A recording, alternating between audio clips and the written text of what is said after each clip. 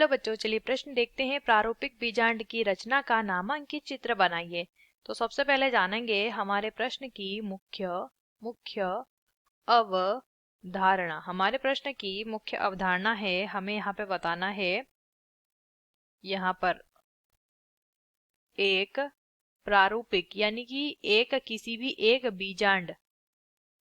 बीजांड की रचना या नामांकित चित्र हमें बताना है। देखिए, सबसे पहले अगर हम बात करते हैं बीजांड क्या है, बीजांड क्या होता है, तो देखिए बीजांड अंडाशय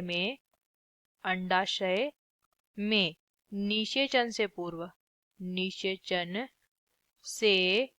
पूर्व जो रचना पाई जाती है या जो रचना बीजांड में या अंडाशय में स्थित होती है निषेचन से पूर्व, उसे बीजांड कहते हैं। और इसी बीजांड के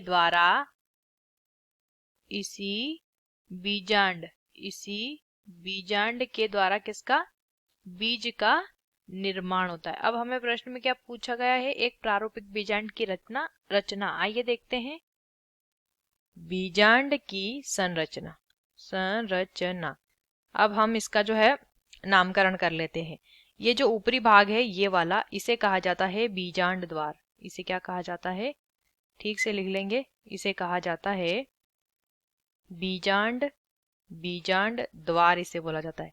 बीजांड द्वार के नीचे अगर चलते हैं तो ये जो संरचना होती है इसे कहा जाता है भ्रूण कोश।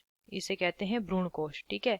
भ्रूण कोश के नीचे ये वाला जो भाग है इसे कहा जाता है बीजांड काय। क्या कहा जाता है, बीजांड काय इसे बोला जाता है, ठीक है। और उसके बाहर ये और ये वाली संरचना, इन दोनों संरचनाओं को कहा जाता है अध्यावरण इन्हें बोला जाता है, ठीक है। उसके बाद यहाँ पे जो भाग है इसे कहा जाता है निभाग इसे कहा जाता है। और सबसे नीचे जो संरचना है इसे बोला जाता है बीजांड वृंत। इसे क्या कहा जाता है, बीजांड वृंत इसे कहा जाता है। यह संरचना होती है आवृतबीजी पौधे के बीजांड की। आशा करते हैं आपको इस प्रश्न का उत्तर समझ आया होगा। धन्यवाद।